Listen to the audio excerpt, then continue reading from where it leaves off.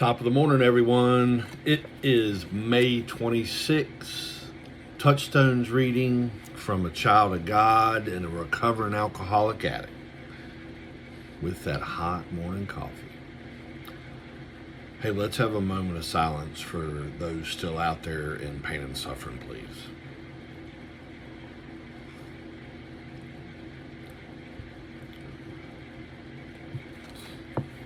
Thank you. A rock pile ceases to be a rock pile the moment a single man contemplates it, bearing within him the image of a cathedral. That's by somebody that I'm not even going to attempt to pronounce his name or her name. Images cost nothing and can be so enriching. Every man has some form of rock pile in his life. One has a problem within a relationship. Another is a burden with the daily routine of living. Someone else has a perplexing job, and another has too much time on his hands. We can open ourselves to images of what might be. Let us dream of other possibilities. We know it takes many years to build a cathedral, but each cathedral began as an image in someone's mind. What would we like to grow towards in our relationships? What can we do within ourselves today to carry us in that direction? Do we envision ourselves as successful in our work? What small steps will carry us toward the visions we cherish? Today I am grateful for my imagination. I will be open to having faith in possibilities. Amen. Excellent reading, as I like them all. And the first thing I thought of when reading this about the rock pile, we do sometimes tend to think, I know I do, tend to think a little bit more into something than really what it is. And I was just thinking, maybe it's a rock pile sitting there. Then, maybe it's somebody's burial. That's the first thing that popped in my head.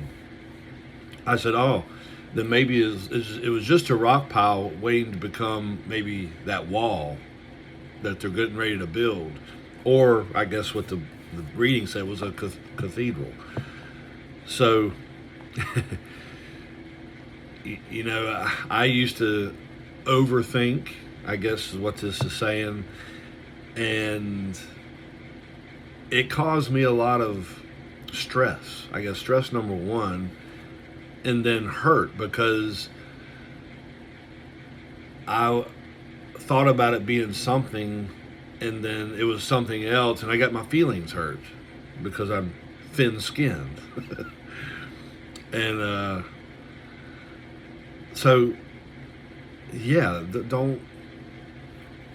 saying this to me, don't overthink stuff. It is what it is. So try not to, think into something that it's really not. It's all going to show eventually, you know what I mean? Whatever it may be. And at the end, where it talks about what we like to grow towards in a relationship, to grow close with somebody. And like in the program, I've made some friends and family, and I can talk and share, without trying to hide something, that I used to in the past, so having that pure emotional relationship with someone is critical. And I never used to think that at all.